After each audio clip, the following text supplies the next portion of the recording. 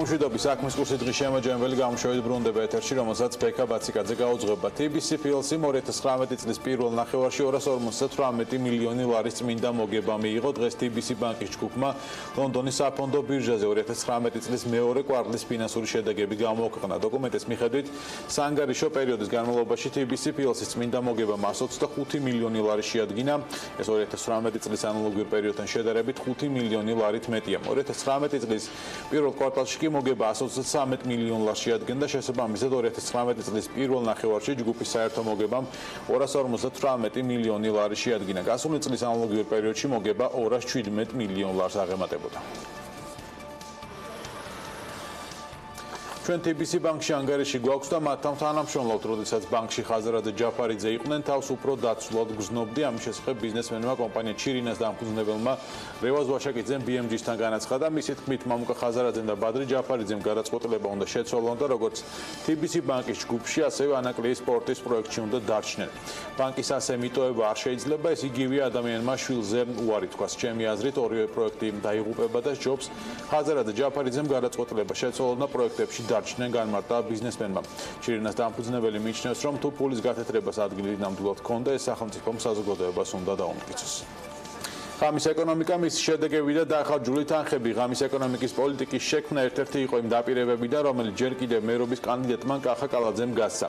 წელიწადზე მეტია, რაც ეს მიმართულება კონკრეტულ პირს სერგი გვარჯალაძეს აქვს ჩაბარებული და ჩვენს დავინტერესდით, სად არის ღამის თბილისი დღეს და რა როლს თამაშობს ამ ყველაფერში ღამის ეკონომიკის პოლიტიკის მენეჯმენტი. სალომე მეცხოვარიშვილი გვერდება დედალებით, სალომე საღამოშვიდობის.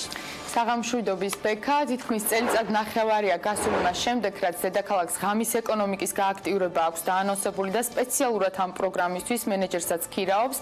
სერგი გვარჯალაძე თბილისის მერმა ამ თანამდებობაზე 2018 წლის მარტში წარადგინა. რა გაკეთდა ამ ხნის განმავლობაში ქალაქში იმისთვის, რომ თბილისი 24 საათიან ლოკაციად იქცეს.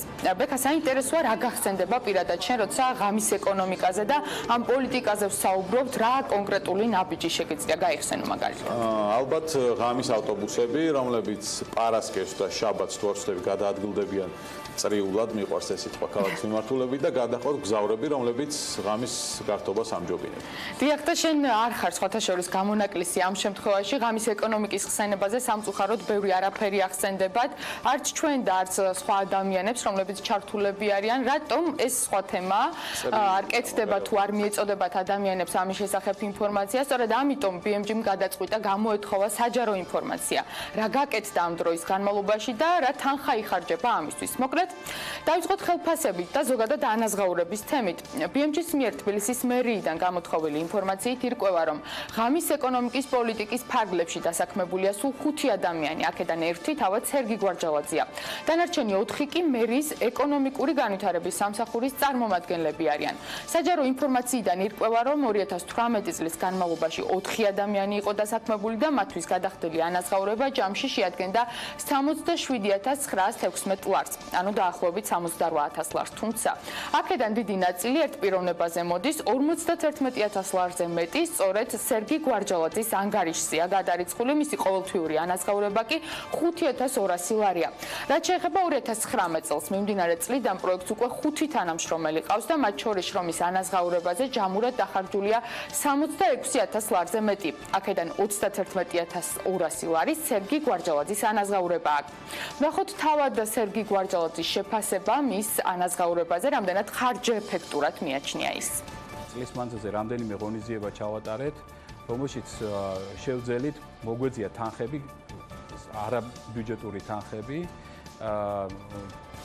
რომელიც აღემატება ჩემ ჰონორარს რამდენიმეჯერ წლის მანძილზე. ეს იქნება იგივე ფორუმის ჩატარება, ეს იქნება იგივე ფესტივალი, სადაც ბიუჯეტიდან ფაქტიურად კაპიკი არ დახარჯულა. ასე რომ ეს შეფარდება, ვფიქრობ, რომ ლოგიკურია. თუ ეს შეფარდება ფინანსური არ იქნება ლოგიკური და არ იქნება გამართლებული, გასაკვირველია ასეთ ერთეულს მნიშვნელობა აღარ ექნება. მე ვფიქრობ, რომ პირიქით ეს უნდა გამძლავრდეს, უფრო მეტი ფული უნდა დაიხარჯოს ამაში და ამას ვითხოვთ ყოველ დღე ამ შენობაშიც. იმიტომ რომ უფრო სწრაფები და უფრო ეფექტურები გავხდებით და ეს ისევ და ისევ ეკონომიკას დაეთყვა. რაც შეეხება ღამის ეკონომიკის ფარგლებში ჩატარებულ ღონისძიებებს და ბიუჯეტიდან დახარჯულ თანხებს, მერისგან მიღებული საჯარო ინფორმაციიდან ირკვევა, რომ 2019 წლის 29-31 მარტს ნაიცლაბის პირველ ჰაკათონში მონაწილე 3 გამარჯვებული გუნდის დასაჯილდოებლად სარეზერვო ფონდიდან გამოიყო და გადაირიცხა 6,000 ლარი. სხვა კუთხით ბიუჯეტიდან თანხები ღამის ეკონომიკის პროექტზე არ დახარჯულა, თუმცა ღამის ეკონომიკის პროექტის ორგანიზატორებმა რამდენიმე ღონისძიება ჩაატარეს და დაფინანსება სხვადასხვა წყაროებიდან მოიპოვეს. რა არის დღეს ღამის ეკონომიკის პოლიტიკის მენეჯმენტის ფუნქცია? სერგი გვარჯალაძე ამბობს, რომ ეს ძირითადად მედიატორის როლი და მხარეების ერთმანეთთან დაკავშირებაა. სწორედ ამ მიზნით 300-მდე შეხვედრა უკვე ჩატარებულია. აქ იგულისხმება შეხვედრები მაგალითად მოსახლეობასა და კაფე-რესტორნების მფლობელებს შორის, რომლებიც მსჯელობენ ხმაურის პრობლემებზე, ასევე ბიზნესისთვის ინფორმაციის მიწოდება, მათთვის ინიციატივების გაცნობა და მთავარი კერძო სექტორისა და ბიზნესის დაკავშირება თავად სახელისუფლებო ორგანოებთან. კითხვაზე რა საჭიროა ამ საქმიანობისთვის ცალკე სამსახური, გვარჯალაძე გვპასუხობს. ჩვენი მიზანია რომ დავაჩქაროთ პროცესები და ამისათვის ხელშეწყობა აუცილებელია ვფიქრობ. აქ ჩვენ არა მხოლოდ საკონსულტაციო სამსახურს უწევთ, არამედ მაგალითად იგივე ვთქვათ სპარკის მეშვეობით, იცით რომ ბიზნეს აქსელერატორი გვაქვს, შემდეგ თვეში გეგმავთ მარკეტინგული ვორქშოპის ჩატარებას და იქ აქცენტებს ვაკეთებთ კონკრეტულად იმ საკითხებზე, რომელიც მიგვაჩნია რომ დასაჩქარებელია. მაგალითს გეტყვით. ჩვენ ანალიზი გავუკეთეთ, ვთქვათ, იმ Facebook გვერდებს და TripAdvisor-ში წარმოდგენილ გვერდებს, სადაც არის ანუ რესტორნების, კაფეების გვერდებს. უმეტეს შემთხვევაში მივხვდით, რომ ან არასწორად არის პოზიციონირებული, ან სრული ინფორმაცია არ აქვს მიწოდებული. ხედავთ, რომ ეს გამოცდილება აკლიათ და სჭირდებათ რაღაცა გარკვეული ინფორმაცია ამასთან დაკავშირებით და ესეთი სერვისები გვინდა რომ შევთავაზოთ. იმისთვის, რომ ღამის ეკონომიკა, რომელიც საღამოს 8 საათიდან დილის 8 საათამდე აქტივობებს გულისხმობს, უფრო ეფექტიანი იყოს, ღამის ეკონომიკის პოლიტიკის მენეჯმენტ სტრატეგიის შემუშავება სურს, რომელმაც ძალიან კონკრეტული ნაბიჯები უნდა გაწეროს. სად, რა არის საჭირო და რატომ? შესაბამისი სახელმწიფო შესყიდვა მერიამ ორჯერ გამოაცხადა, თუმცა უშედეგოდ. სერგი გვარჯალაძე ამბობს, რომ მათ საკმაოდ მაღალი მოთხოვნები წამოაყენეს, რომელიც ვერც ერთმა კომპანიამ ჯერ ვერ დააკმაყოფილა. ამიტომ ახლა მსჯელობენ, რა გზით წავიდნენ იმისთვის, რომ არ ჩატარდეს ტენდერისთვის და რეალური საქმე გაკეთდეს. ჩვენ ვხედავთ, რომ ეფექტურია ფესტივალების ჩატარება ქალაქში. ამავე დროს ვხედავთ, რომ ქალაქში არ აქვს სივრცეები. მინიშნებას გაუკეთებთ ბიზნესს და ვეტყვით, რომ მაგალითად ქალაქს სჭირდება ადგილები, სადაც უფრო მეტი ატრაქციები იქნება, ვთქვათ, რაღაცა ისეთი საერთაშორისო დონის ელემენტები გვექნება, რომ დაინტერესდეს ტურისტი და ჩამოვიდეს. მაგალითს გეტყვით, პირდაპირ ნუ გადმოიტანთ, მაგრამ მადამწესოს მუზეუმი მაგალითად არის ატრაქცია, რომელიც მნიშვნელოვანია არა მხოლოდ ქალაქის მოქალაქეებისათვის, არამედ საერთაშორისო. სად არის პროექტები, რომლებიც ღამის ეკონომიკის ფარგლებში უკვე დაანონსებულია, ისეთი როგორც მაგალითად ღია მუზეუმებისა და ღია კინოთეატრების პროექტებია. სერგი გვარჯალაძე ამბობს, რომ ისინი ამას მხოლოდ ინიციატორები შეიძლება იყვნენ, მაგრამ არა ორგანიზატორები და კიდევ ერთი. ღამის ავტობუსების თემას რომ დაუბრუნდეთ, რომელიც პარასკევსა და შაბათს ღამით გვიანობამდე მუშაობს, სერგი გვარჯალაძე ამბობს, რომ ღამის ავტობუსების საპილოტო პროექტია და მისი დამატება შესაძლებელია, როცა მერი ამის საჭიროებასა და რესურსს დაინახავს. ასეთი ავტობუსები საკმაოდ ძვირი სიამოვნება. თქვენ იცით, რომ ტრანსპორტი დღეს საერთოდ სუბვენცირებულია. ჩვენ არ გვინდა რომ ფასი გავზარდოთ, ანუ თუნდაც იგივე სტუდენტისათვის ეს ისევ და ისევ 50 თეთრი დავტოვოთ და ამას სჭირდება გარკვეული თანხები, იმიტომ რომ ყოველი ავტობუსის გამოსვლა რასაკვირველია ხარჯებს ზრდის. მიუხედავად ამისა, ჩვენ ვაკვირდებით ამ პროცესებს ძალიან ინტენსიურად. ინიციატივებს ვაჟღერებთ, ასე ვთქვათ, იდეებს ვაჟღერებთ. იმ ადამიანებს, რომლებსაც სურვილი აქვთ, რომ რაღაცა დახმარება მიიღონ, ან ხელშეწყობა, ან კომუნიკაციაში შევიდნენ, ან სპონსორი მოძებნონ ზოგ შემთხვევაში, რომ უმეტეს შემთხვევაში არც კი იციან თქვათ, როგორ შეიძლება ამის დაპოზიციონირება, ხო? მერე მოგმართავენ ჩვენ. კიდევ ერთი თემა, რომელზეც ღამის ეკონომიკის მენეჯმენტი აქტიურად მუშაობს, აკუსტიკური ხმაურია. პროექტის ფარგლებში ხდება დაინტერესებული პირების შეხვედრები, მაგალითად მოსახლეობისა თუ ბარისა და რესტორნების მეპატრონეების, რომლებიც მსჯელობენ აღნიშნულ პრობლემაზე და გამოსავალს ერთად ეძებენ. სერგი გვარჯალაძე ამბობს, რომ არსებობს სტერეოტიპი, რომ თითქოს ხმაურის საიზოლაციოდ სერიოზული თანხების გაღებაა საჭირო, რაც ხშირ შემთხვევაში შესაძლოა ასე არ იყოს და პრობლემა უბრალოდ კარის მოხურვითაც შეიძლება გადაწყდეს. ამასთან მერიის ზედამხედველობის სამსახური კანონპროექტზე მუშაობს, რომელიც ამ მიმართულებით გარკვეულ რეგულაციებს შემოიღებს. რაც უფრო მეტი რეგულაცია, მით უფრო სირთულეს ქმნის ბიზნესისათვის, მაგრამ არის რაღაცა გარკვეული პრინციპები, რომელიც უნდა დავიცვათ. ეს პრინციპები უნდა დავიცვათ ადამიანური გაგებით და თანაცხოვრების წესებით, ან მეორე ამ რაღაცა კანონით. ეს შეიძლება იყოს სხვადასხვა ტიპის რაღაცა. ის რომ მაგალითად სავალდებულო გახდეს სანამ ობიექტს ააშენებ და დაიწყებ მის გამოყენებას, მანამდე გადაწყვეტილი იყოს უკვე აკუსტიკური პრობლემები, რომ მე არ შეიქმნას. ეს არ ეხება მაგალითად მხოლოდ რესტორნებს და კაფეებს. მოკლედ, ინტერვიუ სერგი გვარჯალაძესთან საკმაოდ დიდხანს გაგრძელდა და მთავარი კითხვა მაინც ერთია საზოგადოებაში, რა ფუნქცია და საჭიროება არსებობს იმისთვის, რომ დედაქალაქის ღამის ეკონომიკის განვითარებისთვის ცალკე მენეჯმენტმა იმუშაოს. თავად სერგი გვარჯალაძე თავის როლს უფრო მედიატორობაში ხედავს და ამბობს, რომ ამ პოლიტიკის შედეგები გრძელვადიან პერსპექტივაში უნდა დავითვალოთ. მადლობა სალომე მეცხარიშვილს, გრძელვადიან პერსპექტივაშიც დავითვლით ალბათ ღამის ეკონომიკის შედეგებს თუ ასეთი დადგება. მიმინოს აეროპორტიდან საერთაშორისო ფრენების განხორციელებით უცხოელი ინვესტორი დაინტერესდა, მინდურმა ავიაკომპანია ინდიგომ კი 2019 წელს საქართველოს ავიაბაზარზე შემოსვლა გადაიფიქრა. ბათუმის ჭაჭა თაუერი კი უფუნქციოდ დარჩა. ტრადიციულად ელენე გოგბერაშვილმა იზრუნა დღის სხვა სიახლეებზე.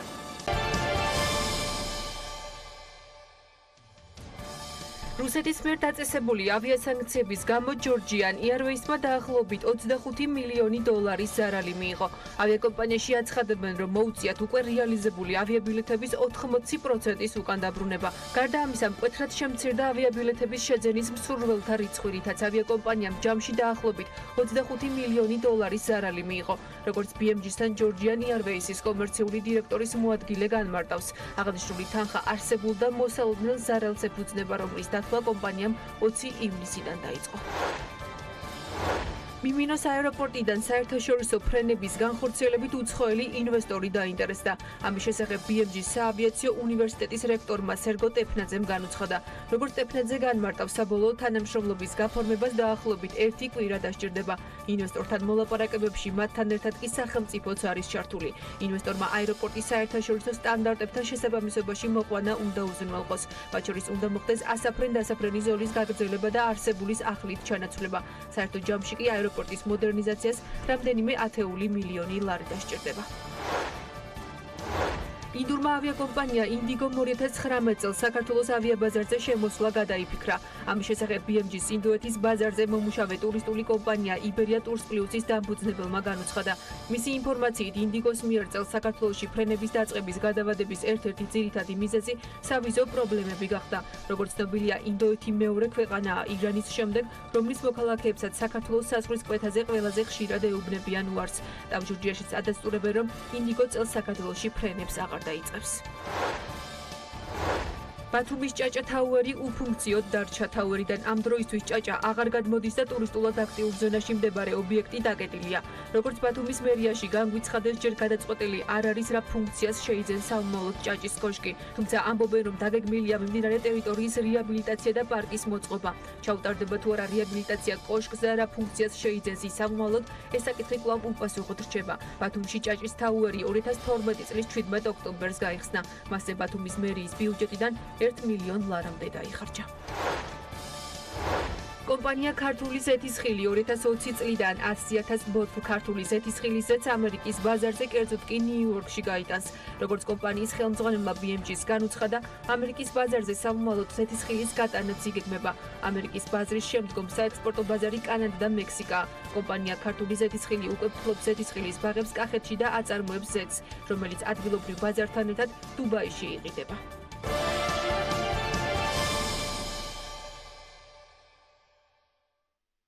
MyWay Airlines-მა რუსული ემბარგოს ამოქმედების შემდეგ დაახლოებით 600,000 ამერიკული დოლარის ოდენობის ზარალი ნახა ავიაკომპანიის დირექტორი იგორ აფციაურის სახელმწიფოს სტიმულირების პროგრამას, რომელიც რუსეთ-საქართველოს ავიარეისებით მგზავრთა ნაკადის სუბსიდირებას გულისხმობს, აკრიტიკებს. მისი თქმით, სახელმწიფოს ესქმედება ევროკომისიის გადაწყვეტილებას ეწინააღმდეგება, რომელიც საერთაშორისო ავიარეისებზე სუბსიდირებას კრძალავს. როგორც აფციაური ამბობს, აღნიშნულ საკითხზე MyWay Airlines მენეჯმენტ შესაბამის უწყებებიდან არავინ დაკავშირებია. ავიაკომპანიის მენეჯმენტს ანუკა ჯოხაძე ესაუბრა, დეტალები ნახოთ მის სიუჟეტში.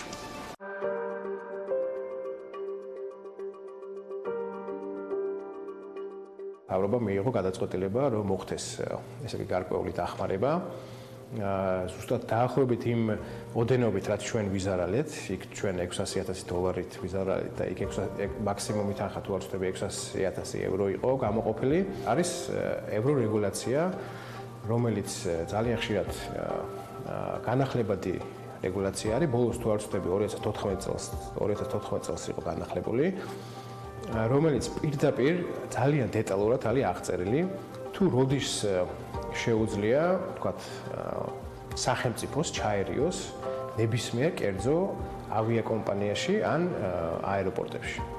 ორ ნაწილად იყოფა. ერთი არის ის, რაც ეხება აეროპორტებს და ასევე მეორე ნაწილი ითვალისწინებს, თუ როდის შეუძლია მთავრობას, ვთქვათ, დაეხმაროს ავიაკომპანიებს. და იქ არის პირდაპირ, ესე იგი, აი შავი თეთრზე წერია, რომ კატეგორიულად გამორიცხული არის ნებისმიერი მხარდაჭერა, ეს იქნება სუბსიდირება, ეს იქნება ინტერესის გამოხატვა, როგორც ამბობენ, ეს იქნება მარკეტინგული მხარდაჭერა ნებისმიერ ავიაკომპანიებისთვის, ნებისმიერ საერთაშორისო ფრენაზე. არის პირდაპირ აკრძალული.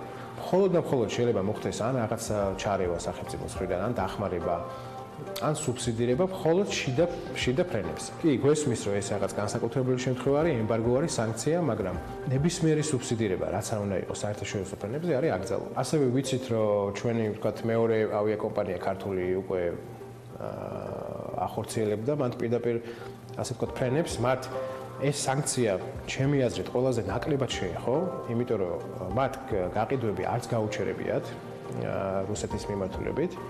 თვითონმე თქვეს, რომ დაახლოებით 40%-ის გაუქმება მოგვიწიაო, ვთქვათ, ბილეთების უკან დაბრუნება, თუმცა დაახლოებით 60 ისევ შეუნარჩუნდათ. რადგან გაყიდვები არ გაუჩერებიათ, ეს გაყიდვები კიდევ უფრო გაზრდილი არის და კიდევ უფრო გაიზრდება მთელი ამ სეზონის ბოლომდე. იქიდან გამომდინარე, რომ მოთხოვნა გაიზარდა და დარჩა მარტო მაგალითად ერევნის გავლით ამ ეტაპზე, ბილეთის ფასი მოიმატებს და უკვე ვნახეთ, რომ მოიმატა თბილისი-მოსკოვის სეგმენტზე. და ამ ყველაფერთან ერთად კიდე დამატებით, ანუ მოხდება სახელმწიფოს მხრიდან სუბსიდირება ამ მიმართულების, რაც ცოტა ჩემი აზრით, ეკონომიკური აზრითაც ცოტა გაუგებარი არის, თუ როგორ შეიძლება მარტო ამ კონკრეტულ, ვთქვათ, მიმართულებაზე მოხდეს სუბსიდირება. ჩვენ არავისთვის არ მიგვიმართავს ძალიან მარტივი მიზეზის გამო, იმიტომ რომ ჩვენ თავიდანვე, ანუ თავშივე წინააღმდეგი ვართ ნებისმიერი სუბსიდიის ნებისმიერ ავიაკომპანიაზე, თუ ეს არის საერთაშორისო მარშრუტი.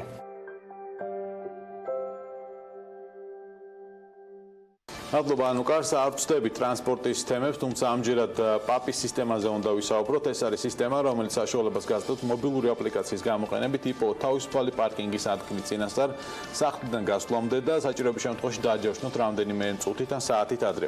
მე დეტალს უკვე სალომონ ჭიპაშვილი მაგვიყვება. აპლიკაციის სახელი არის პაპი და ამ დროისთვის მუშაობ აპლიკაციის დასრულების რეჟიმში ვართ. ასევე მოლაპარაკებები გვაქვს რამდენიმე ვენდორთან, უცხოელ ვენდორებთან, ძირითადად ჩინეთს გვაქვს ორიენტირება გაკეთებული. რადგან შედარებით ნაკლები ხარჯი არის და ხარისხიც აკმაყოფილებს იმ პირობებს, რომლებიც ჩვენ დედაქალაქში არის ამ დროისთვის. ეს არის აპლიკაცია, რომელსაც უკავშირდება ეგრეთ წოდებული hardware მხარე, მოწყობილობები და შემდეგ დამუშავებული ინფორმაციას ვაწვდით მომხმარებელს. შესაბამისად, როდესაც წინასწარ ეცოდინება მომხმარებელს არის თუ არა პარკინგის ადგილი, ან კონკრეტულად იმ ადგილზე მივა, სადაც თავისუფალი, ან ძებნას აღარ დაიწყებს, ნაკლები პრობლემა შეიქმნება საცობების მხრივაც და დროსა და საწვავის ხარჯიც, რა თქმა უნდა, შემცირებული იქნება. ეს არის სენსორები, რომლებიც დაყენდება პარკირების ადგილებზე, თითო პარკინგის ადგილზე იქნება თითო სენსორი დაყენებული და ეს დააფიქსირებს თუ არის თუ არა მანქანა გაჩერებული იმ ადგილზე. შემდეგ ეს აწვდის მონაცემთა კოლექტორს შემგროვებელს ინფორმაციას, კოლექტორი ამუშავებს და ტვირთავს სერვერზე. სერვერიდან უკვე ნაწილდება აპლიკაციაში. აპლიკაციაში მოცემული იქნება ქალაქის რუკა, განთავსებული პარკინგის ადგილები და ინფორმაცია არის თუ არა თავისუფალი. ასევე ერთი დამატებითი დეტალი არის, ოღონდ ეს მხოლოდ კერძო საპარკინგო ადგილებისთვის შეიძლება მომხმარებელს დაჯავშნოს წინასწარ და ღირებულებაც შესაბამისად განისაზღვრება უკვე პარკინგის ადგილის მფლობელის მიზნებიდან გამომდინარე და დროისა და ადგილის შესაბამისად. გვაქვს რამდენიმე კერძო პირთან მოლაპარაკება, ვისაც აქვს საპარკინგო სივრცე და პირველ ეტაპზე ვიწყებთ გეგმავთ დავიწყოთ სწორედ ამ კერძო საპარკინგო ადგილებიდან და შემდეგ უკვე ქალაქის ეს მერიის ინტერესიც არის დაგვჭირდება რამდენიმე სუმცირე 3 სატესტო ქუჩა, სადაც გაკეთდება დემო ვერსია, რამდენიმე ინვესტორთან პირადად ხონდა გასაუბრება, რომლებიც დაინტერესდნენ ამ სტარტაპით და ძალიან ზოგადი ღირებულება არის 70,000-დან 90,000-მდე. ოღონდ ეს არის ყველანაირი საოფისე ხარჯის, ტექნიკური მხარის გათვალისწინებით, აპლიკაციის ხარჯების გათვალისწინებით. ეს არის მთელი ქალაქის დაფარვის პირობებში. იმ დანიშნულებით, როგორც ჩვენ ვაპირებთ ქალაქის მასშტაბზე გასვლას და მომხმარებელს მივაწოდოთ თავისუფალი ადგილების შესახებ ინფორმაცია, ამ დანიშნულებით ამ ფუნქციონალით არც ერთი აპლიკაცია და სისტემა არ გვხვდება უცხოეთში. რამდენიმე ძალიან მსხვილი ბიზნეს კომპანიის დეფინიციით ჭკვიანი ქალაქის კონცეფციის ერთ-ერთი მთავარი შემადგენელი კომპონენტი არის ჭკვიანი პარკირების სისტემა და თუ მოვახერხებ და მომეცემა იმის საშუალება, რომ თბილისს მოვარგო ეს ჩემი სისტემა, ძალიან დიდი წინ გადადგმული ნაბიჯი იქნება თბილისისთვის სმარტ ქალაქად ადაპტირებისაკენ.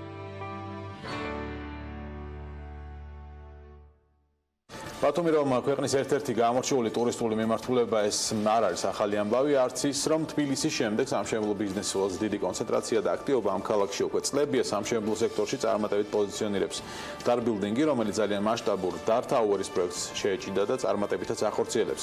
როგორ მიმდინარეობს მშენებლობა და რით არის გამორჩეული კონკრეტული პროექტი, ვნახოთ ჩვენი სიუჟეტი.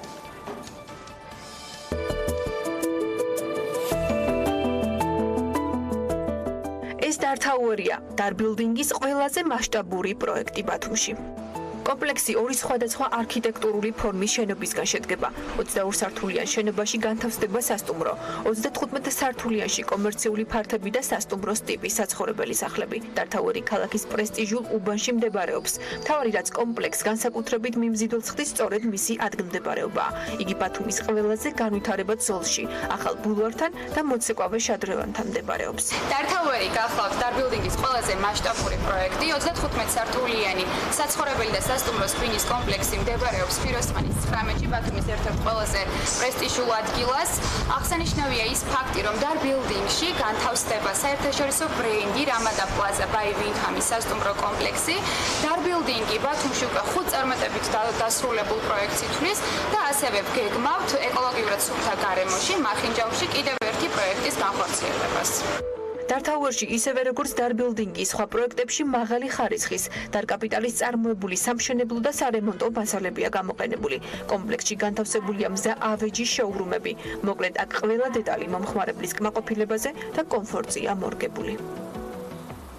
პროექტ დართაუერში განთავსებულია მზა საჩვენებელი ოთახები, მომხმარებლებს შეუძლია მოგზავნდნენ და ადგილზე შეარჩიონ მათთვის სასურველი ინტერიერი, შეაფასონ პრემიუმ ხარისხის სარემონტო მასალები, რომლებსაც გვაწვდის ჰიპერმარკეტი მოდუსი. აქვე გეტყვით იმასაც, რომ დართაუერში შეძენილი ბინის შემთხვევაში თქვენ შეგიძლიათ ისარგებლოთ 25%-მდე ფასტაკლებით ჰიპერმარკეტების ქსელ მოდუსში. დართაუერი დარბილდინგის ერთადერთი მასშტაბური პროექტი არ არის. ქართული დეველოპერულ სამშენებლო კომპანია ბაზარზე 2013 წლიდან ოპერირებს. კომპანიის საქმიანობის ძირითად მიმართულებას სასტუმროების, მრავალფუნქციური კომპლექსების, საცხოვრებელი აპარტამენტების, სამრეწველო შენობის მშენებლობა, არქიტექტურა და დიზაინი წარმოადგენს. კომპანიას უკვე აქვს 4 წარმატებით დასრულებული პროექტი, თუმცა, რა თქმა უნდა, აქ გაჩერებას არ გიყვავენ. რა თემაზე საუბარს უკვე სტუმრებთან ერთად განვაგრძობ დარბილდინგის ფინანსური დირექტორი ომარ ჭაღალიძე და დარბილდინგის გაყიდვების გუნდის ხელმძღვანელი მზია ზოიძე არიან საქმის კურს სტუდიაში საღამოშტობის მოგესალმებით, მადლობა გადაცემაში მომბრძანებისთვის. დასაწყისში ბატონო ომარ, სანამ დართაუერზე ვისაუბრებდით, დარბილდინგზე რომ მოგვიყვეთ 2013 წლიდან არის კომპანია ბაზარზე, აქამდე განხორციელებული პროექტები და ის გზა, რომელიც თქვენ გაიარეთ, მოკლედ. მოგესალმებით ბექა, მივესალმები თქვენს ტელემაყურებელს, მადლობა გადაცემაში მოწვევისათვის და მადლობა დარბილდინგზე შეარჩევანი. რაც შეეხება დარბილდინგს 2013 წლიდან უკვე ოპერირებს ბათუმის ბაზარზე სამშენებლო მიმართულებით. ჩვენ ძირითადი პროექტები განხორციელებული არის ისეთი როგორც არის საცხოვრებელი ტიპის სახლები და კომერციული ნაწილი.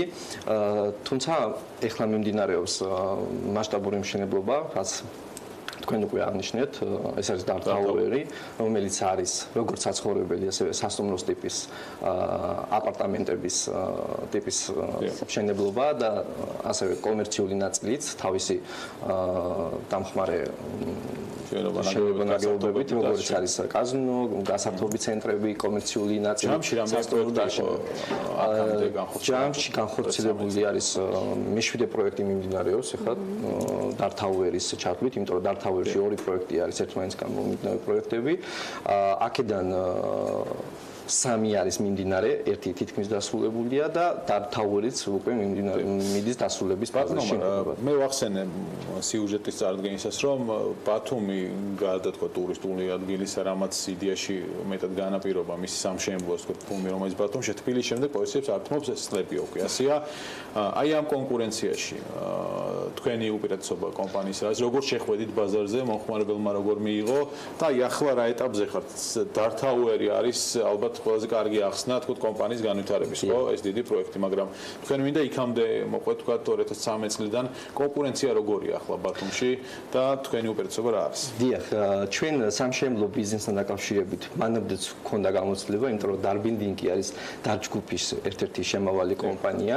ასე თუ ისე ბაზარს ვიცნობდით, ჰქონდა სტატისტიკა ბაზართან დაკავშირებით და ზუსტად იმ გამოცდილებიდან გამომდინარე, რომ დარჯგუფს გააჩნდა ამ კონკრეტულ სეგმენტთან შეხება, გადავწყვიტეთ, რომ ამ მიმართულებითაც დაგვეწყო ბიზნეს საქმიანობა.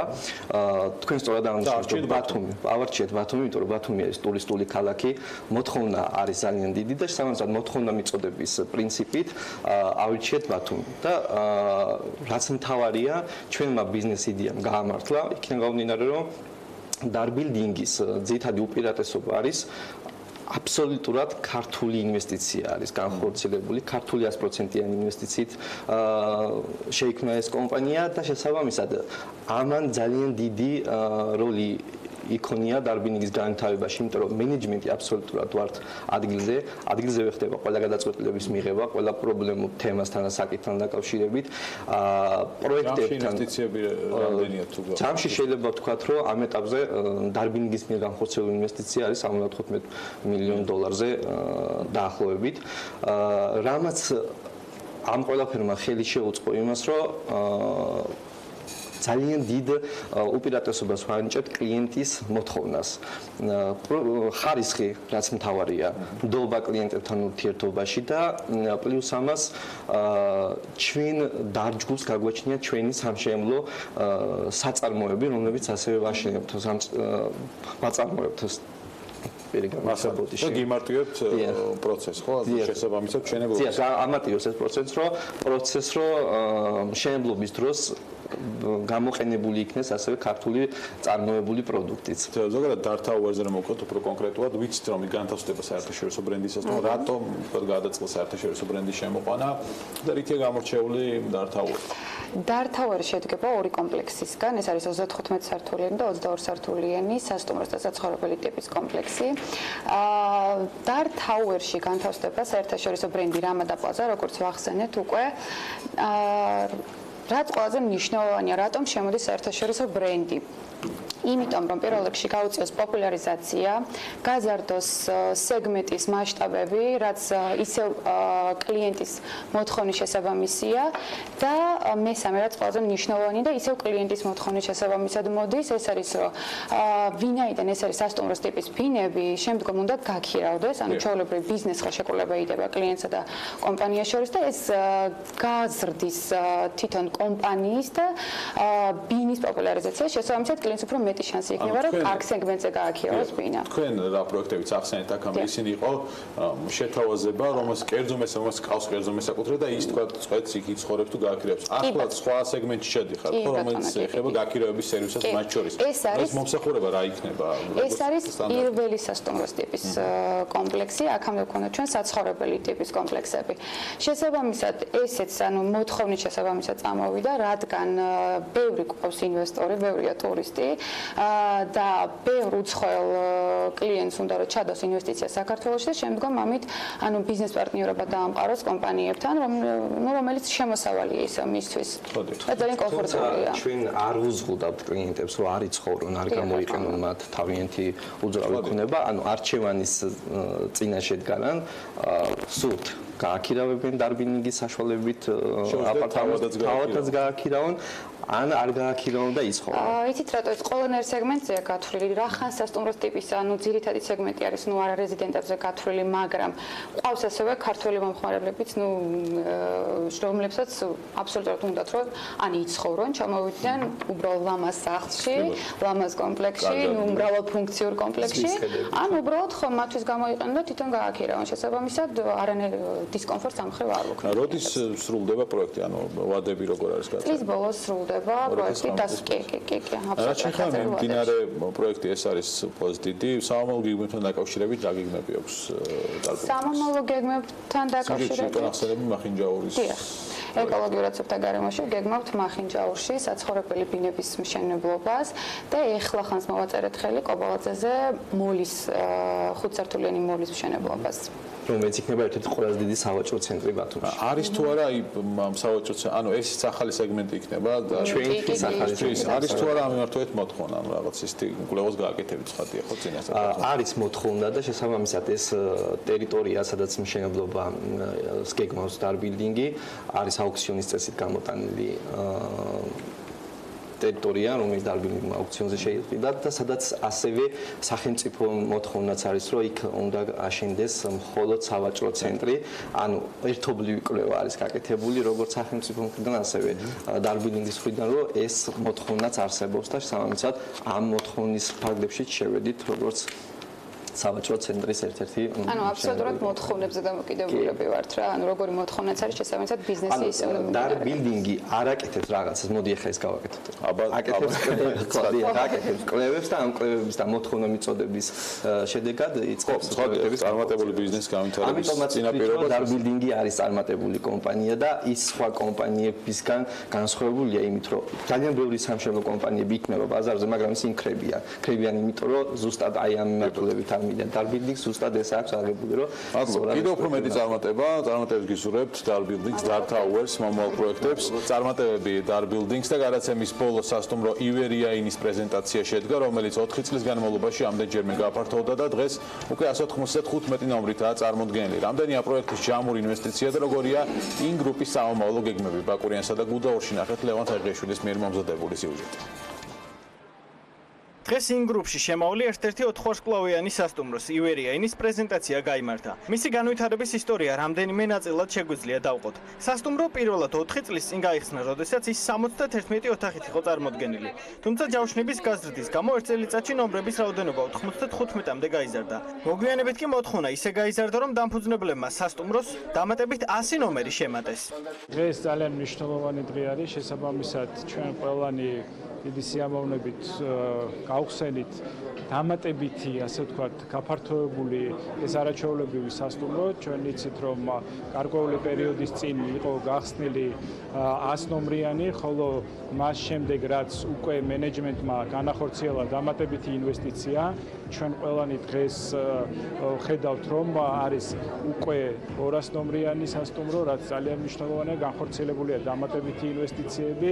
ჩვენთვის ძალიან მნიშვნელოვანია და ბუნებრივია სასიხარულოა ის, რომ ხედავთ, რომ რომ არსებული სასტუმროები ვითარდებიან, ასევე აღნიშნულმა ჯგუფმა დღეს გაგვეცნო მათი სამომავლო გეგმებიც, რაც გულისხმობს, რომ მომდევნო წლის განმავლობაში დაამატებენ დაახლოებით 3 სასტუმროს, რომელიც იქნება ქუთაისში, ბაკურიანსა და გუდაურში. ჩვენთვის ეს ძალიან პოზიტიური ტემპის მანიშნებელია, რომ მოთხოვნა მზარდია, შესაბამისად ჩვენი კერძო სექტორი ზრუნავს მიწოდების წარმოებაზე, შესაბამისად ის პროდუქტი, რომელიც იქნება საინტერესოა, იმიტომ რომ ხელს უწყობს ბევრ ტურისტს, რომ სხვადასხვა საფასო კატეგორიაში კონდეს ხელმისაწვდომი სასტუმრო ობიექტები. სასტუმრო აღჭურვილია როგორც ლუქსის ტიპის ნომრებით, ასევე მაღალი დონის საკონფერენციო და შეხვედრების დარბაზებით, დასასვენებელი და ლაუნჯ სარესტორნო სივრცეებით. გახსნის ღონისძიებაზე დამფუძნებელმა სხვა პროექტების, ბაკურიანის, რენესანსისა და ქუთაისი ინის პრეზენტაციაც წარადგინა და სტუმრებს სამომავლო გეგმებიც გააცნო. ინვესტიციის მოცულობა დაახლოებით 9-დან 10 მილიონ ლარამდე, იმიტომ რომ ჯერ ბოლომდე კიდევ არ არის რაღაცები დასამატებელი. ეს არის ერთ-ერთი სასტუმრო ჩვენი ჯგუფის, იმ ჯგუფის.